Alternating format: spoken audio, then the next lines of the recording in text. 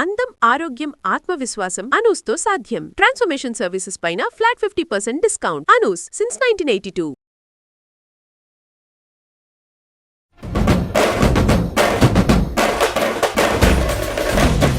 నమస్తే వనజ గారు. నమస్తే అండి. హ్యాపీ సంక్రాంతి అండి. హ్యాపీ సంక్రాంతి మీకు కూడా. Thank you. సంక్రాంతి అనగానే మనం 4 రోజులు జరుపుకునే పండుగ. భోగి దగ్గర నుంచి మొదలు పెడతాం, ముందు నుంచే ప్రిపేర్ అవుతూ ఉంటాము. బట్ భోగి నుంచి మనం పండుగ కింద తీసుకుంటాం కదా. భోగి యొక్క విశిష్టత అండి, ఆ రోజు మనం పాటించాల్సినవి. భోగి యొక్క విశిష్టత అంటే మామూలుగా ఏంటంటే మనము నెలగంట పెట్టిన తర్వాత ఈ నెల రోజులు గొబ్బెమ్మలు పెడతారు. అయితే ఇప్పుడు ఏం చేస్తున్నామంటే భోగి రోజు మాత్రమే పేడ తీసుకొచ్చి దాని గొబ్బెమ్మలు పెడుతున్నారు. అవును. ఓకే. అయితే మామూలుగా అసలు ప్రొసీజర్ ఏంటంటే నెలగంట పెట్టిన రోజు నుంచి గొబ్బెమ్మలు, ఎందుకంటే సైంటిఫిక్గా కానివ్వండి, మనము ఆవు పేడలో లక్ష్మీదేవిని చూస్తాము, భూదేవిని కొలుస్తాం అనమాట. అలా గొబ్బెమ్మని తెచ్చి చక్కగా ఒక రౌండ్గా చేసి ఆ ముగ్గులో పెట్టి పసుపు కుంకుమ కాస్త పువ్వులు కొంచెం ధాన్యం అలా వేసి రోజు అగరబత్తులు అవి ఇస్తే లక్ష్మీ కటాక్షంగా ఉంటుందని మా నమ్మకం.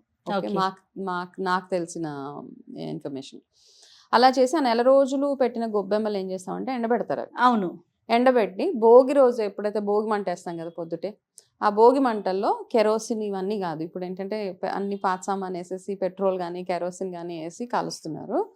ఈ గొబ్బెమ్మలు అన్నిట్లో కాస్త కర్పూరం వేసి అప్పుడు మిగతా మన ఇంట్లో ఉన్న పాత వస్తువులు ఇరిగిపోయినవి అంటే బేసిక్ అంటే మనకేం చెప్తుందంటే ఇలా వాడని వస్తువులు అటాచ్మెంట్ ఉంటుంది కదా, మనం చాలా విషయాల్లో డిటాచ్ అయిపోయి ఉండాలి లైఫ్లో.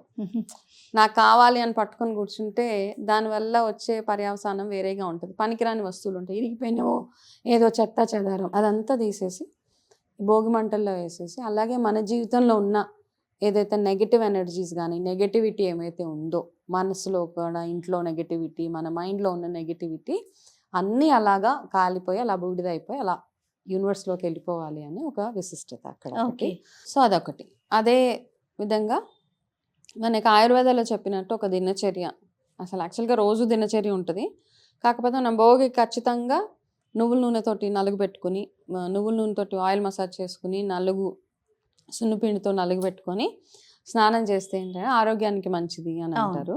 అదేవిధంగా ఏంటంటే ఎలాగో మనకి ఈ చలికాలం స్టార్ట్ అయిన తర్వాత మాటికి ఒంటికి నూనె రాసేసి అది కొంచెం మాయిశ్చర్గా ఉండాలని, ఒళ్ళు కొంచెం ఎలాగ డల్ అవుతుంది, మన స్కిన్ టెక్స్చర్ డల్ అయిపోతూ ఉంటుంది, డ్రైనెస్ కూడా వచ్చేస్తుంటుంది. సో ఆ డ్రైనెస్, ఆ డల్నెస్ పోవడానికి ఈ నువ్వుల నూనె కాంబినేషన్ నలుగు పెడితే మనకి మళ్ళీ ముందులా ఉన్న కలర్ వచ్చేస్తుంది అని అట్లా అని చేస్తూ ఉంటారు. దానికి తోడు ఇంకా ఆరోగ్యానికి కూడా మన బోన్స్ అవి స్ట్రెంగ్తన్ అవుతాయని ఆ రోజు నలుగు పెడతారు పిల్లలకి. అండ్ ఆయుష్ కూడా పెరుగుతుంది అని చిన్నపిల్లలకి తల మీద, ఇంటి పెద్ద అమ్మ ఎవరైతే ఉందో అమ్మమ్మ ఎవరైతే ఉంటారో వాళ్ళకి నువ్వుల నూనె తల మీద మాడ మీద వేసి బాగా రుద్ది దాని తర్వాత ఒంటికి అంతా రాసి వాళ్ళకి స్నానాలు అవి చేయించి, కొంతమంది ఉదయాన్నే భోగిపళ్ళు పోస్తారు, కొంతమంది సాయంత్రం పూట చిన్నపిల్లలు ఉంటే భోగిపళ్ళు పోసి అందరినీ పిలిచి తాంబూలం ఇచ్చుకుంటారు ఆ రోజు. అంటే అందరం కలిపి జరుపుకునే పండుగ అంతే కదండి. ఏదో మన ఇంట్లో మన వరకే కాకుండా ముత్తైదువులను పిలిచి, చుట్టుపక్కల చిన్న పిల్లల్ని పిలిచి, భోగి రోజు ముఖ్యంగా మనం చిన్నపిల్లలకే చేస్తాం కాబట్టి అందరినీ పిలిచి, మనం చుట్టుపక్కల కొంత అంటే మన కొన్ని కమ్యూనిటీస్ ఉంటాయి వాళ్ళు సంక్రాంతి జరుపుకోరు. సో అట్లాంటి వాళ్ళు ఎవరైనా ఉంటే వాళ్ళందరినీ ఇంటికి పిలిచి సరదాగా చేసుకుంటే సరిపోతుంది. అలానే మనం ఈ పండుగకి ముఖ్యంగా నువ్వులతో చేసినవి ఎక్కువగా చేసుకుంటుంటాం. నువ్వులు ఉండలు కానీ, నువ్వుల్ని అరిసెలో వేసి కానీ అట్లా. కానీ ఎవరికైనా ఇస్తూ ఉంటే నువ్వులు అని దాన్ని తీసుకోవచ్చా తీసుకోకూడదు ఇలాంటి డౌట్స్ కూడా కొంతమందికి ఉంటాయండి. అసలు ఇవ్వచ్చా ఇవ్వకూడదా, తీసుకోవచ్చా తీసుకోకూడదా? సో ఈ డౌట్ ఒకటి క్లారిఫై చేయొచ్చు. చాలా మంది ఏంటంటే ఎవరైనా అరిసెలు ఇస్తారు, చేతికి ఇచ్చేసి తీసేసుకున్నాక అది ఓపెన్ చేశాక నువ్వులు ఉంటాయి. ఇలా నేను చాలా మంది చూసావా నువ్వులు ఇచ్చేసింది నా చేతికి అనేసి చాలా ఫుల్ కోపం వచ్చేస్తుంటుంది అలాగే, నువ్వులు ఉంటారు నా చేతికి ఇచ్చేసారు అనేసి బాధపడిపోతూ ఉంటారు. ఇంకా ఆ టెన్షన్ నాకు వాళ్ళకున్న ప్రాబ్లమ్స్ అన్నీ నాకు వచ్చేస్తాయి అన్నట్టుగా. అయితే నువ్వులు దానం దేనికి ఇస్తాం మనం? మామూలుగా శని ప్రాబ్లమ్స్ ఉన్న వాళ్ళు, శని ప్రాబ్లమ్స్ ఉన్నప్పుడు మనకి ఏళ్ళనాటి శని ఉన్న శని వల్ల రకరకాల ప్రాబ్లమ్స్ ఉన్నప్పుడు మనం నువ్వులు దానంగా ఇస్తాం. సో అది చాలా మందికి మైండ్లో ఫిక్స్ అయిపోయింది. ఇలా నువ్వులు కాబట్టి వాళ్ళ శని అంతా మాకు అంటుకోవాలి కాబట్టి మాకు ఇచ్చేసారు. అయితే మనం దానము అని కొని ఇచ్చినప్పుడే అది శని దీని కింద కన్సిడర్ అవుతుంది, దానం కింద కన్సిడర్ అవుతుంది. మామూలుగా నువ్వులు ఏంటంటే పచ్చి నువ్వులు అట్లాంటివి తీసుకోకుండా ఉంటేనే బెటరు మోస్ట్లీ. ఓకే.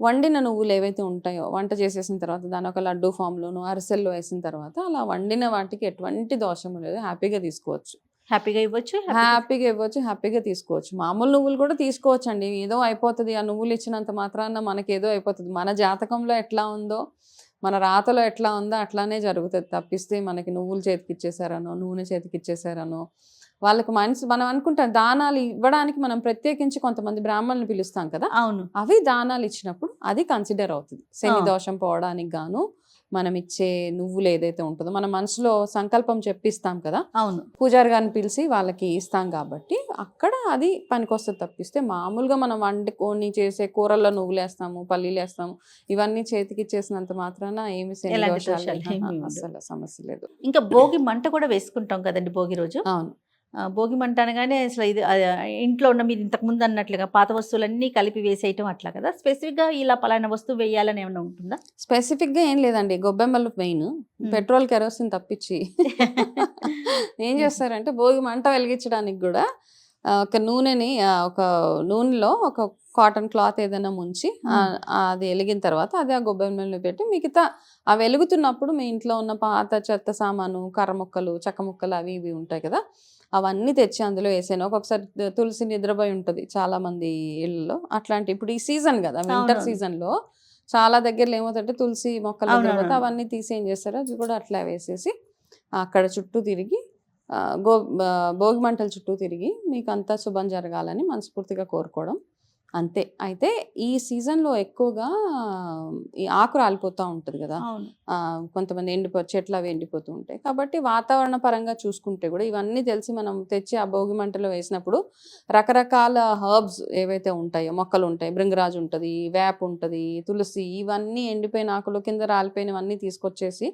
మనం ఆ భోగి మంటల్లో వేసినప్పుడు ఏంటంటే అది కాలి ఆ స్మోక్ వల్ల వాతావరణం కూడా కాలుష్యం కూడా పోతుంది అని మనం బిలీవ్ చేస్తాం సైంటిఫిక్.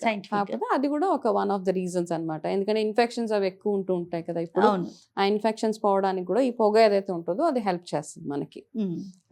ఇంకా పూజా విధానానికి వస్తేనండి ఈ రోజు ఏమైనా ప్రత్యేకమైన పూజలు చేస్తామా? ఈ రోజు మామూలుగా మనం పిల్లలకి వాటికి చేసుకుంటాము. సంక్రాంతి రోజు మాత్రం నెక్స్ట్ డే పొద్దున్నే సూర్యారాధన ఎలాగో చేస్తాం, దాంతోపాటు సంక్రాంతి లక్ష్మి పూజ. ఓకే, మన ఇంటికి అన్ని లక్ష్మి సౌభాగ్యంగా ఉండాలి అని చెప్పి సంక్రాంతి లక్ష్మి పూజ చేస్తారు.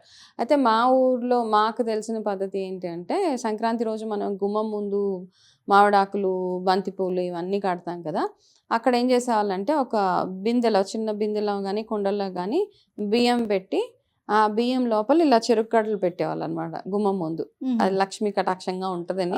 మాకు అర్థమయ్యేది కాదు, మీ ఎందుకు ఇట్లా చేస్తున్నారు అంటే వాళ్ళు చెప్పేవారు ఇలా చేస్తే మనకి లక్ష్మి ఇంటికి వస్తుంది అని చెప్తారనమాట. సో దాంతోపాటు లక్ష్మీ ఆరాధన, లక్ష్మీదేవికి చేసే పూజలు ఏవైతే ఉంటాయో అవన్నీ చేసి మీరు జనరల్గా చేసుకునే డెకరేషన్, గుమ్మాలకి పూజ అవన్నీ చేసుకుంటే సరిపోతుంది. రైట్ అండి. ఓకే అండి, నమస్తే వనజ గారు. నమస్తే అండి.